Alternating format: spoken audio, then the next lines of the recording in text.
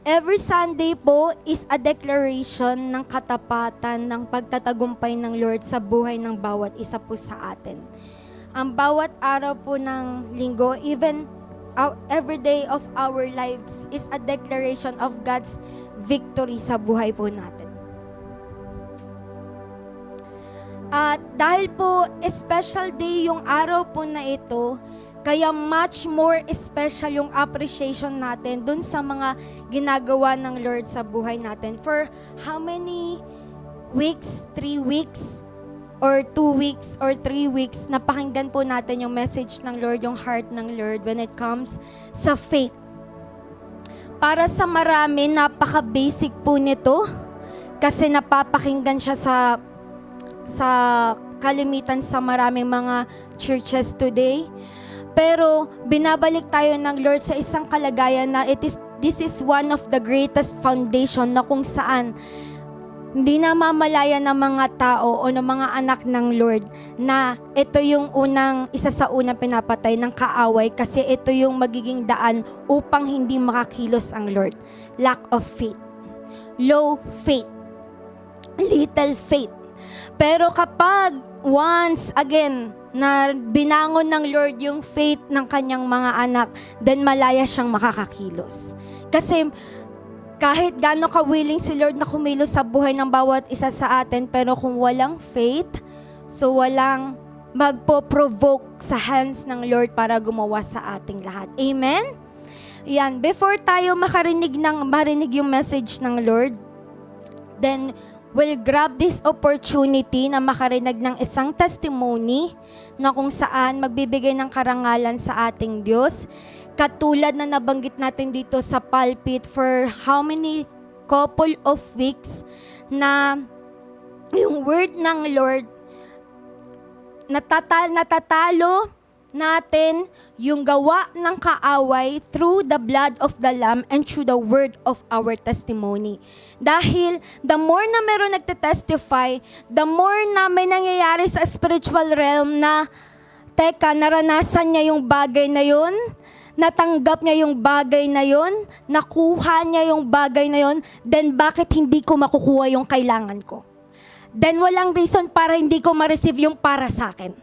So, pinoprovoke niya yung mga gifts or needs na nasa spiritual realm, pero dahil walang low faith or little faith or patayong faith, hindi siya ma-release ng Lord. Ayan, so tawagin natin sa araw na ito ang ating new mom. Ayan, tawagin natin si Sister Sandra. Wow, napaka-formal. Sige.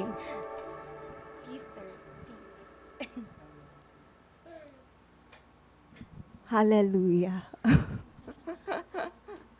Ayun, nagpapasalamat po ako sa Lord. Gusto ko pong i-grab tong privilege na to na pasalamatan po ang Lord. Last 2 weeks po ata yun. Last 2 weeks po siya nangyari. Nagsabi po ako kay Pastora Sara na after 1 month ng bed rest, sabi ko, okay na ako, pwede na akong bumalik ng office, wala nang problema. Sabi ang nakita po ng doktor na nagpa-ultrasound ako is may bleeding, pero hindi po siya, lumalabas po siya. Kaya after ko magpa-ultrasound po, sabi ng doktor is, wala na, okay na. Wala ka ng problema, wala ng bleeding, yan, okay na siya. Kaya sinabi ko kay Pastora, sige Pastora, babalik na ako sa office. Tapos nung kinasandihan po na yon, after po ng gawain ng Sunday, pag uwi ko po sa bahay, pagka CR ko po, nakakita po ako ng dugo, nag-bleed po ako. Tapos po, sobrang accompanied po ng bleeding na yun yung pain. May pain po siya sa akin. Una, para lang po siyang namamaga. Namamaga lang po siya, parang swelling, yun po siya, na may dugo. So, ang nangyari po sa akin noon, grabe po yung panginginig ko po sa buong katawan ko, syempre, kasi may baby ka na, may hawak kang life sa sinapupunan mo. Tapos yung bleeding, hindi siya normal. Ngayon po, nung naranasan ko po yun, grabe yung sobrang trembling na naramdaman ko. Tapos kinabukasan pa noon, wala pang doktor, walang ano kasi holiday siya noon. So kinausap ko yung asawa ko, dinudugo ako, anong gagawin ko, hindi ko alam, nagpapanik ako talaga.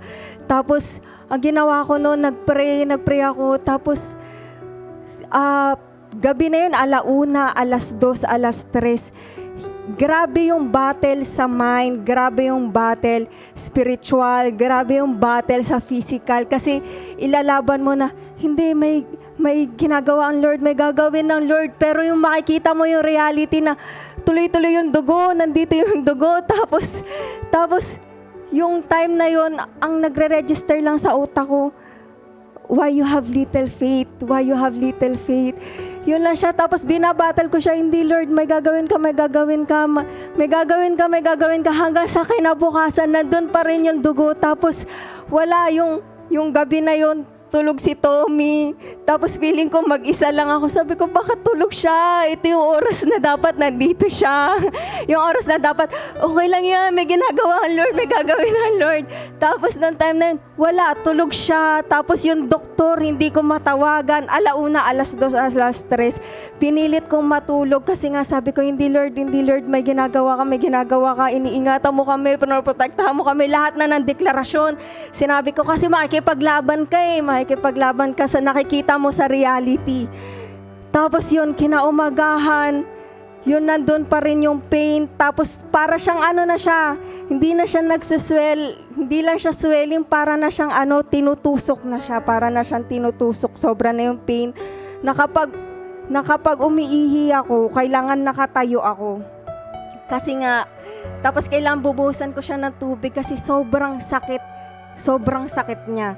Tapos sabi ng doktor, baka UTI yan. So, nung nagpunta ako ng doktor nung Tuesday, tinignan niya lahat ng lab result ko. Okay naman daw, normal naman daw.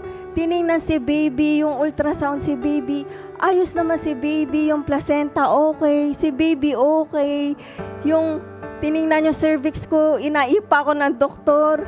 Sabi, okay naman, wala namang problema, baka may ganito ka lang, baka bakterya lang yan. Sige, sabi ng doktor, kahit wala kang UTI, resetahan kita gamot pampa-UTI. Baka may bakterya ka, sige, resetahan din kita ng gamot pampa-bakterya yan. Baka bakterya yan. So, ganun na yung panic sa utak ko. Tapos ang sabi pa ng doktor is, yung diagnosis niya pa is threatened abortion siya. Yun, threatened abortion daw po yung nangyari sa akin. Tapos hindi ko na po alam yung gagawin ko. Kaya noong time na yun, pinento ko po siya kay Pastora. Tinawagan ko si Pastora. Kasi sobra-sobra na yung pain na nararamdaman ko. Kasi pag buntis po, di ba, maya-maya po siya umiihi. So maya-maya ko siya nararanasan yung pain na kailangan pag iihi ako nakatayo. Hindi ako makaupo kasi sobrang sakit niya. Naranasan ko magka-UTI before, pero iba siya, iba yung pain na yun kasi tinutusok talaga ako nung time na yun. Kaya nung nagkanento ko siya kay Pastora, then sinabi ni Pastora na yun nga, na para nakakita nga daw siya spiritual needles, ganun. Nagpray kami sa Lord nung time na yun. I-surrender ko yung heart ko, sabi ko, may gagawin ka, Lord. May papakita ka sa akin, may kailangan lang ako maintindihan, may kailangan ka lang ituro sa akin, protektahan mo kami lahat na. Yun, habang nagpre-pray si Pastora, nagtatangs na rin ako kasi kailangan kong sabayan. Kailangan ko siya sabayan. Kaya nung time na yun, after namin mag-pray ni Pastora, tsaka ni Pastor Jack, hindi ko ine-expect po na, di ba ang weird kasi nag-pray tapos hindi mo ine-expect. Kasi normal sa tao yun yung ganon. Na pagkaihi ko po nung time na yun, nagulat ako, 50%, parang kumbaga sa pain na 100%. Nawala yung pain ng yung tumutusok, 50%. Sabi ko, anong nangyari? Ba't nawala?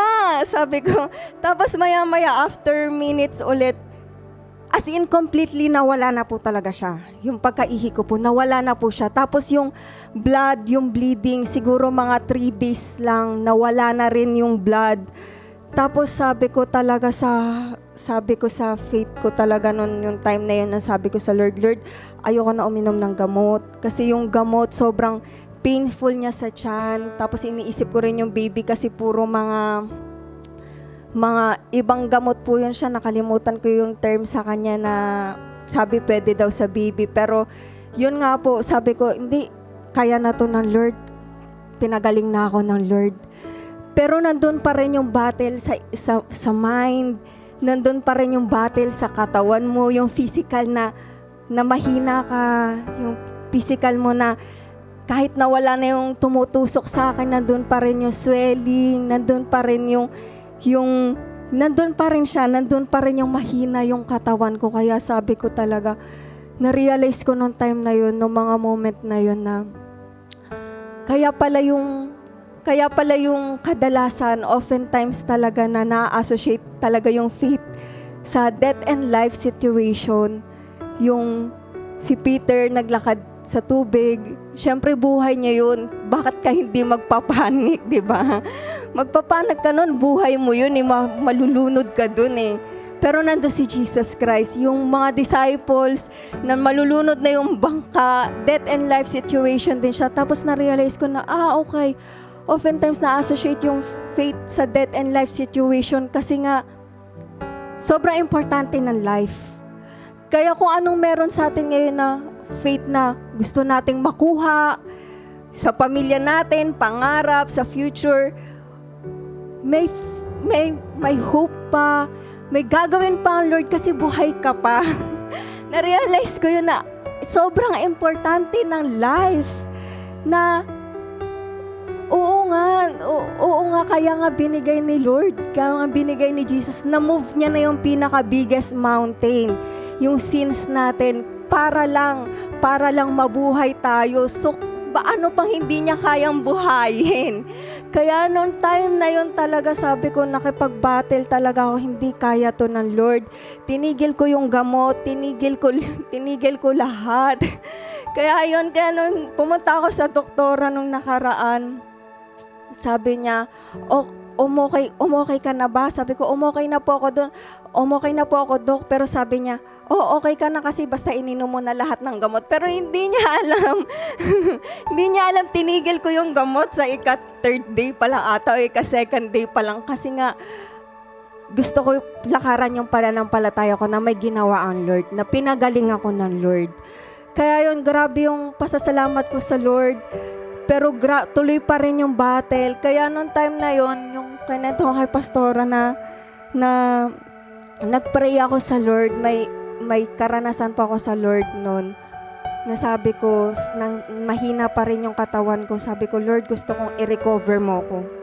Gusto kong i-recover mo ko. Kaya nagpray po ako nung time po na yon. Tapos sabi ko, Lord, kung pwede mo akong ipasok, kung may ICU ba sa langit, pasok mo ako dun. Gusto kong ma-recover ako. Tapos, nung nandun po ako dun sa prayer ko po na yun, hindi rin po ako makapaniwala nung time na yun. Kasi, alam niyo po yung kapag nasa hospital kayo, yung parang naka-dextrose, yung parang ganon. Tapos yung naririnig mo yung hininga mo, yung sarili mong hininga. Tapos pag nagpre-pray ako, tama ba yun? Naririnig ko ba yun? Nandito na ba ako? Yung ganon. Pero sobra yung healing touch ng Lord noong time na yun, yung recovery na binigay sa akin ng Lord, yung sobrang comfort, yung rest na anak, pinagaling na kita. Yun, kaya yun, salamat po sa Lord, glory to God, dahil mabuti po ang Lord at napagtagumpayan ko po yung bagay po na yun at alam ko po marami pa pong ipapadana ang Lord sa akin at pagtatagumpayan ko rin po yun by the glory of God. Yan po, salamat po sa Lord. Alam niyo po, mahina po yung palakpak niyo para sa ginawa ng Lord. Yung malakas na palakpak para sa Lord. Thank you, Lord. Sa iyo lahat ng karangalan, patuloy natin palakpakan si Lord ng malakas, na malakas, na malakas. Thank you, Lord. Sa iyo po lahat ng papuri at pasasalamat. Amen. Amen. Sinabi natin sa pulpito na to na lahat ng masasaksihan natin na gagawin ng Lord, pinangako natin sa Lord Lord, ibibigay namin sa'yo lahat ng karangalan. Kaya yung palakpak natin mahina, hindi siya enough para i-exalt si Lord. Huwag na kayong magulat, magtaka, kung one of these days, kung kailangan natin maging wild sa lugar na to para pasalamatan si Lord, huwag na kayong magulat. Kasi marami pang gagawin yung Lord. Amen? Ayan, so, salamat sa Lord sa, grabe, na-amaze ako nung time na yun. Ngayon po, yung testimony na yun is freshly received nung nagpagka-share niya sa akin noon. Then, dinala po ko ng Lord sa isang mag-asawa after 2 days. Tapos yung mag-asawa na to is maghihiwalay na sila. Tapos, 5 days na silang di nag-uusap. Ganon. Tapos, habang nandoon ako, parang walang space doon na pwede kang makapagsalita kasi may katwiran yung isa, may explanation naman yung isa. Hindi kasi ganito ginawa niya, ganito kasi sinabi niya sa akin, ganito kasi. So, magulo sila ng oras na yun. Then, bigla na lang na may leading yung Lord na i-share ko yung testimony yun ni Sandra. Yung may mga battle tayo sa life natin na ito yung battle natin, hindi ko po minamaliit, hindi po natin ini-invalidate or minamaliit yung battle ng bawat isa. But kung titignan po natin siya sa mas malaking perspective, view, makikita natin na, wait lang, binabattle namin, grabe yung battle ko sa bagay na to. Samantalang merong isang tao na nandito na parang kala mo, ikaw na yung pinakamalala yung nararanasan. Pero yung nandito na tao, nakikipaglaban na siya sa buhay. Buhay na yung nilalaban niya, Lord, buhayin mo kami, buhayin mo si baby, yung ganun ba? Tapos ikaw, yung yung tao na yon, yung konting nakarinig lang ng words or something na alitan or tampuhan, tapos biglang parang guguho na siya, yung world nilang dalawa. Then while sinishare ko yung testimony na yun, biglang nakot yung attention nila.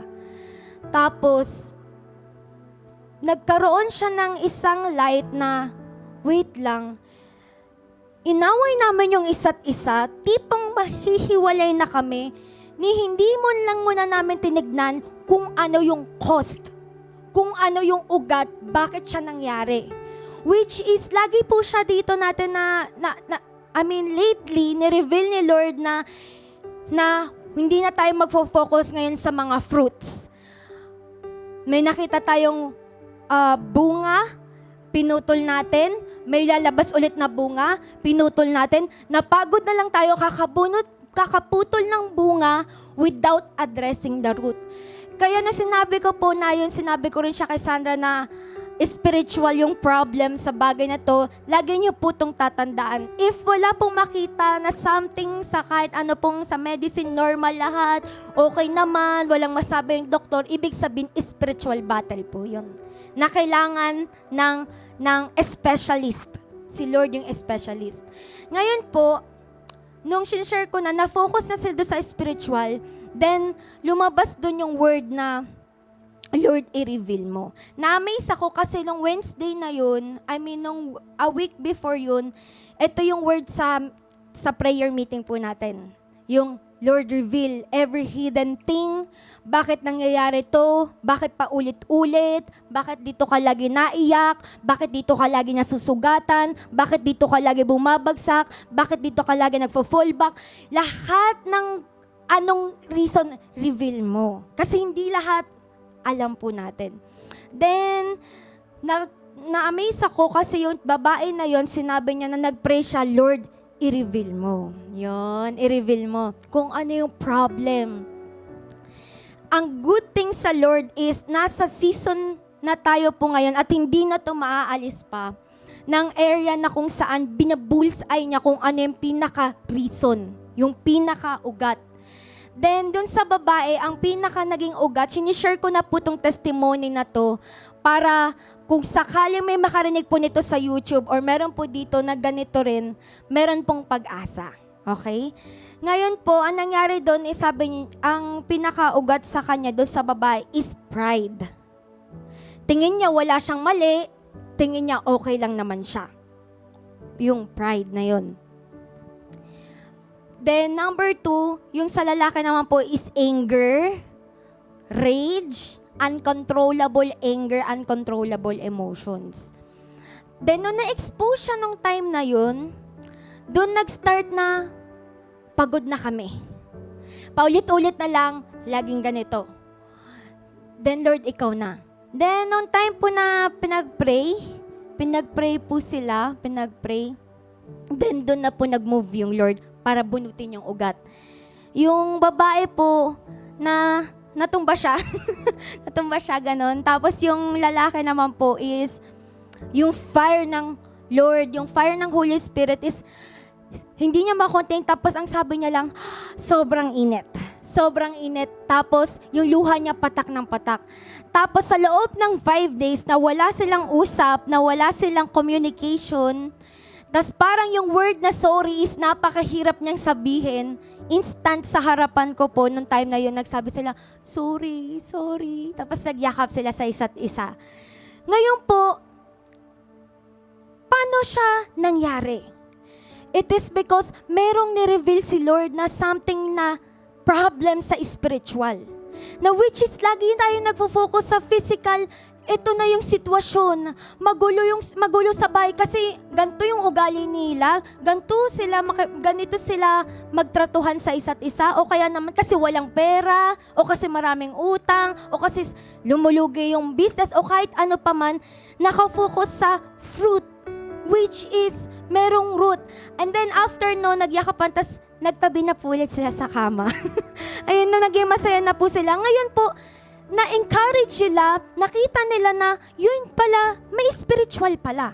So, dun sa testimony na yun, may fruit na siya agad. Nag-fruit siya agad ng isang couple na lumaya sila sa bondage ng pagdaraya ng kaaway na akala nila kung ano yung narinig nila sa asawa na yun na yung reality. Akala natin kung ano yung nakikita natin na negative sa buhay natin, yun na yung totoo. Akala natin wala tayong pera sa bulsa natin, sa wallet natin, wala tayong ipon or something, yun na yung reality na yun na yung magiging life natin. Madilim sa bahay natin, madilim sa bahay natin, madilim yung family natin. Yun yung finifeed sa atin na parang nag-a-appear siya na reality na hindi, ito talaga yung life mo. Ganito ka palagi. Pabalik, ito ka na talaga. Kahit anong gawin mo, pabalik-balik ka dito. Dito ka laging babagsak. Dito ka laging magkakasala. Dito ka laging magfo-fall back. Pero gusto ko pong sabihin sa ating lahat, i-reveal sa atin ng Lord yung root. Amen? At papalayain niya tayo sa lahat ng mga bagay na pwedeng may hold sa atin yung kaaway. Amen po ba? Sige, palakpakan natin si Lord. Maubos na yung oras ko. Parang ubos na yung oras ko. Okay, punta na tayo po sa verse. Deuteronomy 8, chapter 8, verse 2. 3 parts po muna yung gusto kong i-share, mabilisan po. Okay. Sige, habang wala pa, remember every road that God led you on. For those 40 years in the wilderness, pushing you to your limits, testing you so that He would know what you were made of, whether you would keep His commandments or not. He put you through hard times. Ayan. Kung bakit po meron tayong mga moment na kailangan nating mag-testify, kung bakit may mga kailangan na moment na walang ibang ipapagawa sa atin si Lord sa oras na yon, kundi alalahanin yung lahat ng bagay na ginawa niya sa atin. Kasi yun lang yung way para makita natin na sobrang dami ng ginawa ng Lord sa life natin. Parang sobrang dami pa rin nating inaantay na hindi pa rin siya nangyayari until now. Lord, parang sobrang tagal ko na nag-aantay, parang wala pa rin nangyayari. Parang ito pa rin yung situation. Parang paulit-ulit yung cycle. Then, merong key. Ito po yung isang unang key na gusto ko pong i-share. Remember every road that God led you. on. May mga road na kung saan parang akala mo yung people yung nagdala sa'yo doon. Accidentally, napunta ka sa lugar na to. Accidentally, nakasama mo yung mga person na to. Pero, yung Lord pala yung nag-lead sa atin sa mga road na yon. Like, for example, yung naranasan ng mga Israelites, si Lord yung nag-lead sa kanila sa wilderness. Wilderness is parang negative thing. Wilderness is a dry land. Wilderness, walang prutas na pwedeng makain. Wilderness, walang tubig na pwedeng mainom physically kung walang miracle ng Lord. Mainit, sobrang init. Wilderness is sobrang lamig. Ibig sabihin, wala siya sa normal status. Ayan. Wala siya sa normal na kalagayan. Pero yung Lord yung nagdala sa atin doon, ito yung word na yung una po, pushing you to your limits. May mga times na parang tingin mo, yung giant yung nasa harapan mo, tapos hindi mo na siya kaya. Hindi mo rin siya maintindihan, hindi mo rin pa siya naranasan, kaya hindi mo siya alam kung anong gagawin mo or ano yung solution sa problem na to. Tapos parang pinapush hard ka ng situation na bumitaw na give up na, tapos madulas ka na or malaglag na. Pero meron palang ganitong side yung Lord na pinapush niya tayo sa parang limit natin. Kumbaga po sa grabber band, pinapush, hinihila niya ganon. Kasi doon mo lang makikita yung capacity. Yung capacity mo na, kaya ko palang manampalataya pa sa ganitong kapamaraanan. Parang na-share yun sa kanya, Sandra, last Sunday na all of her life, hindi niya pa naranasan magkaroon ng serious sickness or disease. Yung umiinom talaga siya ng gamot. So, first time lang na magkaroon siya ng panghihina or nagkaroon siya ng sakit due pregnancy pa, hindi pa siya yung ordinary thing. Pero, doon din lumabas, ganito po siya. Kung naranasan niyo na po or may na-experience kayo yung sobrang fear niyo to the point na nagsishake yung body ninyo, o kaya parang pinapawisan kayo or parang hindi nyo alam yung gagawin nyo, parang grabe yung fear na nag-grip in sa heart nyo, sa mind nyo, sa nakikita nyo, sa puso nyo. The moment po na parang grabe yung fear, the moment po na parang grabe yung darkness or yung question o yung parang yung vague, yung wala emptiness na nakikita natin, the more na gusto ng Lord na meron siyang palitawin sa buhay natin. Nung time na i-stretch ng Lord yung faith na to the point na panginigin niya yung katawan mo sa sobrang takot sa sitwasyon, parang yung experience ng kapatid natin na yun. And that is the perfect time para manampalataya siya sa another level. Kasi pwedeng ito yung casual level ng faith. Every day, everything is okay. Everything is fine. Everything is alright. Lahat payapa. Payapa yung dagat. Pero kapag dumating na yung like katulad nung kay Peter na dumating na yung raging seas, yun na yung alon, nakita na yung alon. Doon na lang po kadalasan na focus dun sa yung mighty rushing wind or yung mighty na alon na napakalaki.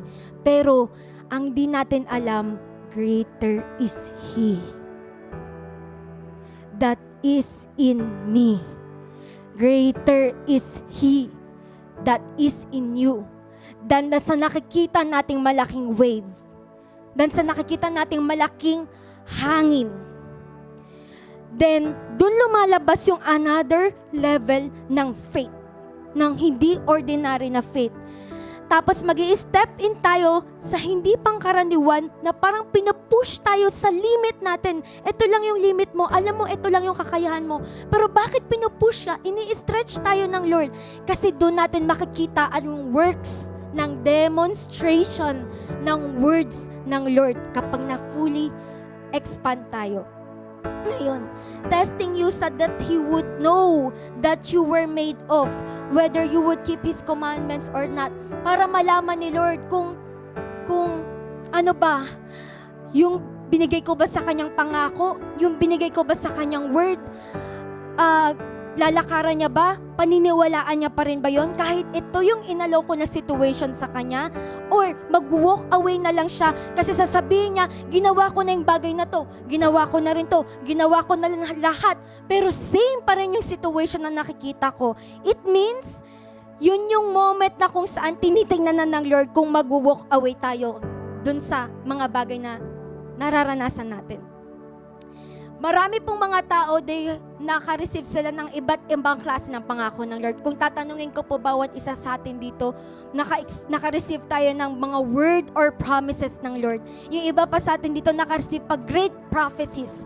Pero alam nyo po ba, number 2, meron system sa spiritual realm na marireceive yung mga promise ng Lord through process. Skipping the process will make you miss the promise. Mas madali dito. Mas madali yung proseso na to.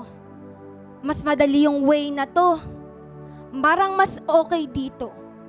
Parang mas comfortable ako pag ganito yung gagawin ko. Pero ang di natin alam, maraming mga tao, millions of people, naka-receive ng promise ng Lord, naka-receive ng prophecy, naka-receive ka ng, wow, great vision, wow, great dream. Tapos, sa sobrang excitement, sa sobrang joyful na, mangyayari na siya, makikita ko na siya, magpapalain na ng Lord yung family ko, or something, may gagawin na si Lord. So, nangyayari, ini-skip yung process. Nangyari siya sa mga Israelites po. Tama po? Kasi, naka-receive sila through Moses ng word. Ilalabas ko kayo sa Egypt.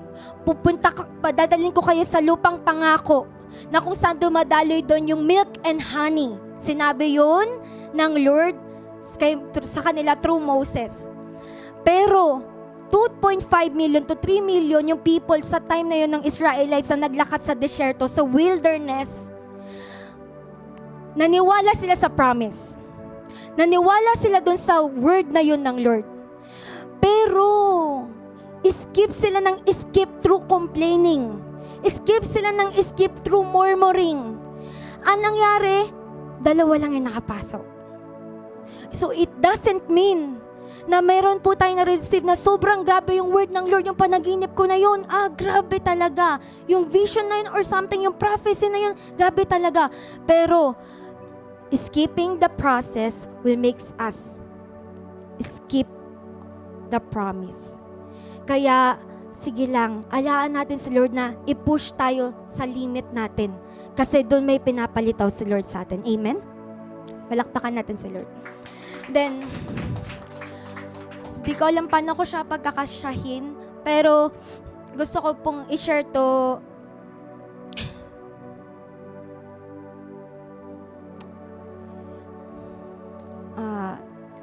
Luke chapter 10 verse 18. Jesus replied, "While you were ministering, I watched Satan topple until he fell suddenly from heaven like lightning to the ground." Nakikita niyo po yung mga naglilingkod kay Lord.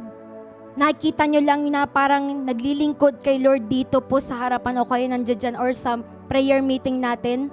Pero habang may ginagawa po tayo sa Lord, nagmi-minister tayo kay Lord, sabi ni Jesus, nakita ko si Satan bumabagsak mula sa langit na parang kidlat patungo sa lupa. Anong ibig sabihin nun? May na-overcome tayo habang naglilingkod tayo kay Lord. Next verse. 19. Now you understand that I have imparted to you my authority to trample over his kingdom. You will trample upon every demon before you and overcome every power Satan possesses. Absolutely nothing will harm you as you walk in this authority. Great promise to ng Lord. Hindi lang sa first church na nakasama ni Lord ng time na yun and until now. Ngayon po, meron pong ibang people na tinake siya as physical. Yung nabanggit ni Pastor Jack dito na created faith or creating faith. Lately lang po to, medyo na-stress po ako nung nakita ko to. Pero gusto ko pong i-share sa ating lahat para maintindihan natin. Kasi sa other version po, you can trample upon snakes and scorpions. Yun po yung nakalagay doon. Pwede kang kumuha, kaya mong itrample or itapon yung scorpion, yung snakes na hindi ka naaano. Yun yung pinaka-word sa other version. Pero yan lang po yung pinili ko. Ngayon, ang ginawa po nung isang pastor na yun is nagdala po siya ng napakalaking sawa sa pulpito. Nandito siya. Buhay po gumagalaw po. Baka nakita nyo na rin po to. Gumagalaw po. Tapos, kung di ako nagkakamali, hindi ko siya nilagyan ng sound, kinuwento na lang ni pastor sa akin yung sound, dinideclare niya pa yung word na yan, or dinideclare, grabe yung faith niya. Hindi siya mamamatay. Kung kagatin siya, hindi siya mamamatay, something ganon. Grabe yung faith niya, parang sasabi mo, grabe. Parang mahihiya ka, lulubog ka sa lupa sa sobrang taas ng faith niya, yung ganon po. Then, pinahawak niya pa sa ibang kongregasyon. Malaki po, malaki talaga siya. Tapos, kinukot niya yan yung word na yan. You can trample on snakes, you can trample on scorpions. Tapos, alam niyo po ba, makalipas lang yung ilang minuto, yung damit niya po na barong or yung damit niya, nagkaroon na po ng blood. Kasi yung pala nakagat na siya, natuklaw na siya. Tapos, maya-maya pa, na siya, yung pinapawisan na siya ng sobra. Kasi nga, natuklaw na siya eh. Pero sige lang, tuloy pa rin siya hanggang sa nag-collapse siya sa harapan ng lahat, sa pulpito. Ngayon po, kung mapapanood siya ng isang tao na palagi siya nagke-create ng faith, sasabihin niya, bakit ganun? Higit pa sa laki ng mustard seed yung faith niya, pero bakit hindi siya na-protectionan? Nasa pulpito pa siya. Nagsasalita pa siya ng word of God. Pero, alam niyo po, yung word, marami pong nakaka-misunderstood sa word ng Lord. In a specific cases, like katulad kay Apostle Paul na bigla na lang may pumalupot sa kamay niya na ahas, and ginanon niya, and tinrample niya, at hindi inabangan nilang mahimatay si Apostle Paul, may mangyari sa akin, mag-convulse siya, pero walang nangyari. At doon, yun yung mga time na yun. Doon siya applicable. Hindi yung sasadyain natin na paglalagay ako ng ahas, kukuha ko ng alupihan, tapos hindi ako maaano, I declare that word. So yung tawag po doon is created or creating faith. Yun na nabanggit ni Pastor. Kung bakit ko po siya nakwento po, kasi po, imagine niyo po, pastor na po yun. Pero yung wisdom and broad understanding dun sa word ng Lord is na misconcept, na misuse niya po. How much more tayong yung mga ordinaryo po na mga kapatiran, mga ordinaryong nanay, tatay, mga kabataan, paano na lang po kung walang Holy Spirit na tumutulong sa atin para i-reveal yung behind keys sa word ng Lord. Ngayon po, hindi po yun ganun po. Pag humarap tayo sa isang situation na parang may danger, then, doon dumadating yung tulong ng Lord. Then, yung isa nun, yung sa Holy Communion, naglagay sila ng poison. Tapos, may verse din kasi na gano'n, kahit lason, hindi kayo maaano, may gano'n po na word. Ang dami, mega church po yun, tapos yung pastor, kasama po siya uminom. Yung doon sa grapes ng Holy Communion, nandoon po yung lason. Then, pagkatapos po ng ilang minuto, lahat sila namatay. Kinote yung word na, hindi kami maaano, kahit anong lason, something ganun po. Ngayon, yun po yung extension ng created faith. Pero tuloy ko muna bago ako magtapos. However, okay, balik ka dun po. Okay. Now you understand that I have imparted to you my authority to trample over his kingdom ng enemy. You will trample upon every demon before you and overcome every power Satan possesses. Absolutely nothing will harm you as you walk in this authority. Habang lumalakad tayo sa knowledge ng authority na to, walang makakaano sa atin. Sige, next verse po. However, your real source of joy isn't merely that the Spirit submit to your authority, but that your names are written in the journals of heaven and that you belong to God's kingdom. This is the true source of your authority. Yung pangalan natin ay nakasulat sa aklat ng buhay. Hindi lang po tayo dito nagre-rejoice kasi yung isang kapatid natin dito pinagaling, o kaya yung isa ditong kapatid natin pinalaya, yung isang kapatid natin dito nagkaroon siya ng favor, ng blessing, kundi nagre-rejoice tayo every Sunday, every time, dahil yung pangalan natin nakasulat siya sa aklat ng buhay. So mahalaga pa rin ligtas tayo. Amen? Next po. Then Jesus, overflowing with the Holy Spirit's joy, exclaimed, Father, thank you. For you are Lord supreme over heaven and earth. You have hidden the great revelation of this authority from those who are proud, those wise in their own eyes, and you have shared it with those who humble themselves. Yes, Father, this is what pleases your heart, to give these things to those who are like trusting children. Yung moment na to, sa other version po kasi niya, hindi ko na lang nilagay, nirelease ng Lord or inimpart niya na, sige, heal the sick. Sige, cast out demons. Sige, cleanse the lepers. Yun yung time ng impartation na ng authority, ng power and dominion sa buhay ng mga disciples. Kaya paghayo nila nun, lahat ng makikita nilang may sakit, pinagpray nila, gumagaling. Lahat ng mga inaalihan ng demonyo na nakita nila, pinagpray nila, nakakalaya. Lahat ng mga lepers people, may leprosy, lahat sila gumaling. It is because may inimpart si Lord. Ngayon po sa atin din is, hindi pwede na magpa-pass on yung generation natin na to na hindi natin na-receive yung impartation na yan. Amen? Sabi, bago po ako magtapos, hindi ko na po na-share yung isa sa gusto kong i-share, siguro sa susunod na. Bago po ako magtapos, wala lang po siya dito, pero testify ko po siya.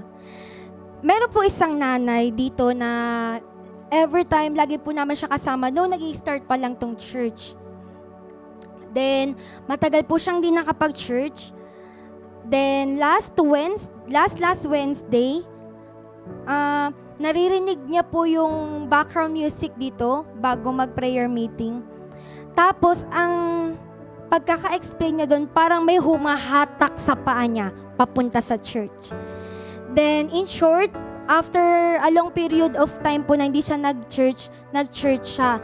Yung nanay po na to, 72 years old siya, and may sakit po siya sa puso. Sobrang dami na po niyang hospital na pinuntahan. Tapos, ang pagkakasabi niya ay, kung iisa-isahin niyo yung mga resulta ng mga laboratory or yung mga test, matatakot ka sa sobrang daming nakikita sa puso niya. May bara yung puso niya, maraming bara at kung ano-ano pa. Then, sabi ng doktor, lalagyan na siya ng tubo. Ilang days mula nung Wednesday, para alisin yung mga bara sa puso. Then, during prayer meeting, syempre po lahat ng klase ina-address natin from prayer, intercession to warfare. Umuwi po yun si nanay, hindi po namin alam na may something na palang nangyari sa kanya. Pagdating niya nung Wednesday prayer meeting, sinabi niya sa amin na after ng prayer meeting, yung paninikip ng dibdib niya, tsaka hirap siyang huminga, nawala po. Then, after po nun, pumunta siya sa pinaka-specialist na sa puso, sa Philippine Heart Center, para magpa-second opinion. Kasi nga, pinaghanda na po sila ng 1 million para po sa operation, doon sa gagawin sa kanyang procedure. Then, pagpunta niya po sa Philippine Heart Center, alam niyo po kung anong sinabi. Ang sabi po nun ng doktor ay, hindi ka na ooperahan? Wala tayong ooperahan sa'yo. Ang meron lang sa'yo na pwede mong gawin, check up na lang. Pero yung ooperahan, hindi ka na ooperahan. Amen. Then, umiyak siya, may joyful tears. Tapos, Sabi niya, buti na lang dinala ng Lord yung paa ko dito. Buti na lang nandito ako noon. Then ngayon po pinapatotoo niya, hindi na siya napapagod, hindi na siya nahihirapang huminga, maayos na siya nakakatulog. Sino pong makakagawa ng bagay po na yon? Walang iba kundi ang ating Panginoon. Amen po? Ngayon po sabi ko kay Pastor Jack at sa mga kasama natin na sa prayer meeting, sa ngayon, halos every week, nakakakita tayo at ng mga testimony na ginagawa ng Lord.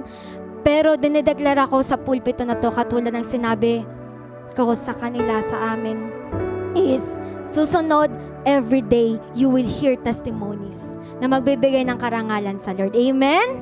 At isang araw ikaw rin, meron yan merong prophet nagsabi niyan, you will speak testimonies 24/7. Gusto mo yon? Yung palagi ka may patotoo? Yung hindi ka nauubusan ng testimony? Yung ganito yung ginawa ng Lord. Ganito yung pinaranas sa akin ng Lord.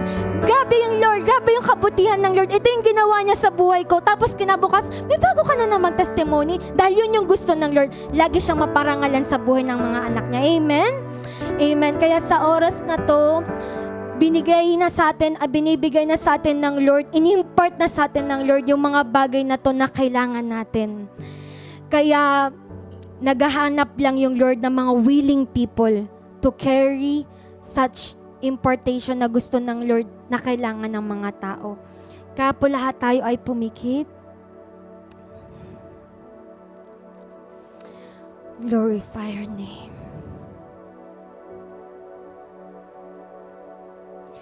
Oh Jesus.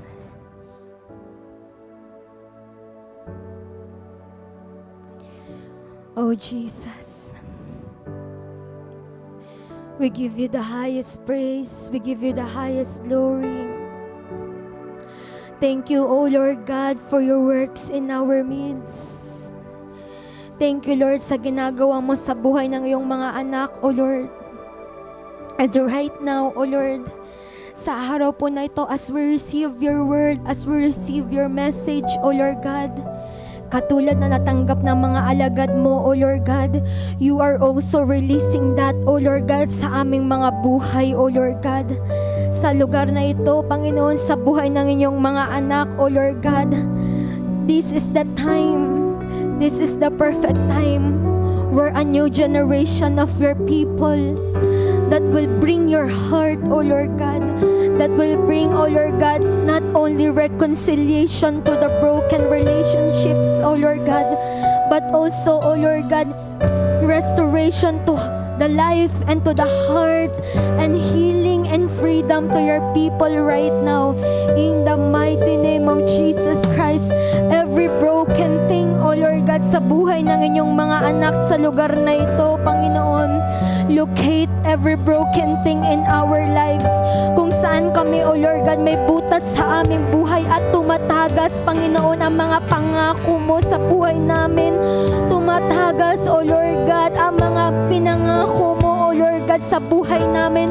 Right now, we speak, O Lord God, to every holes, O Lord God, na magsara sa pangalan ni Jesus.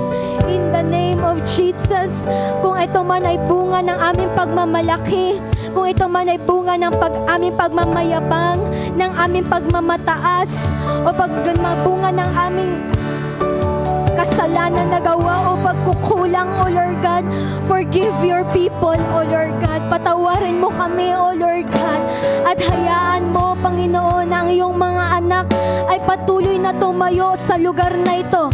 Maging ang mga nanonood, O Lord God, sa YouTube, O Lord God, hindi namin pahihintulutan that we will miss your move, O Lord God.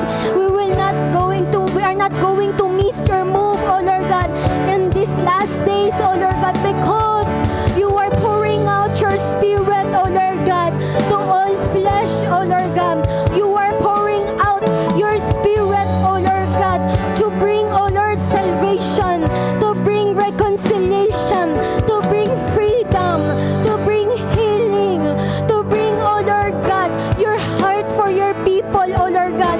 And right now, hindi namin magagawa ang bagay na to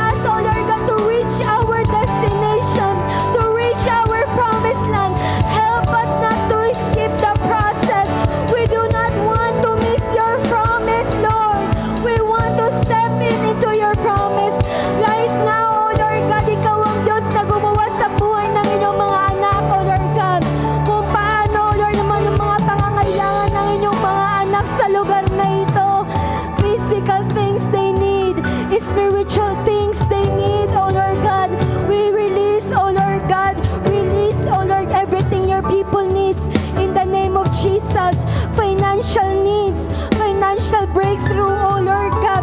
Kahit Lord God, sa bibig ng isda, ikaw nagpalitaw ng pera, oh Lord God, because this is your nature. No one can stop your nature, oh Lord God. Even if our faith is limited, no one can stop the nature that you are working in your people, oh Lord God. And no one can stop you from working, oh Lord God.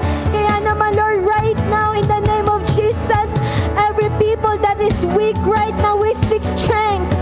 We speak strength. We speak revival upon them. In the name of Jesus, raise up once again your people. Raise up once again your people. Allow your people to raise again our hands and lift your name. Shout your name, oh Lord God, in the streets. Oh Lord God, shout the works of your hands, oh Lord God, in your people, oh Lord God. And every sick people that is watching, oh Lord God, kasama mga kapatiran namin sa lugar na ito, Panginoon, we speak healing, complete recovery, in the name of Jesus. Every mental illness, physical illness, ancestral illness, we break every generational illness, generational sickness of high blood, generational sickness of heart disease. In the name of Jesus, we cut it from this family, from this generation. Hindi namin mamanahin ang mga sumpa ng nakaraan. We refuse. We take it by force. We take it by force. Our healing, our freedom. We will fight for it. We will fight for our freedom. We will fight for our inheritance. In the name of Jesus Christ, no sickness can stay in this place. No virus, no bacteria, no works of witchcraft can stay in this place. But we remove it right now.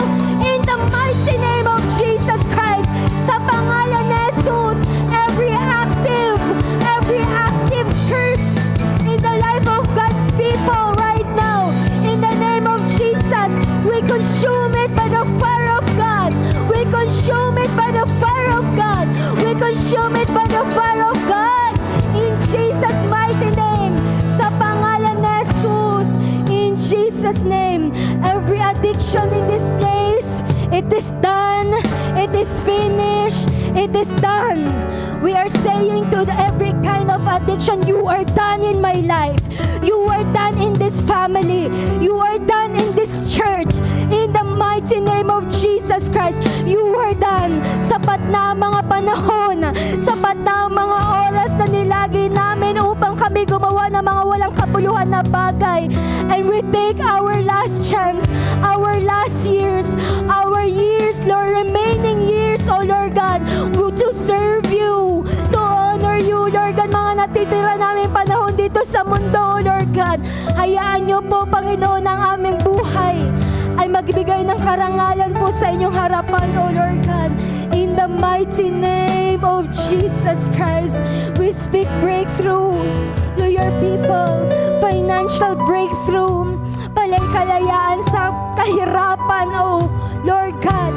In the name of Jesus, kalayaan sa mga utang sa pangalan ni Jesus, because you have declared that we are the head and not the tail.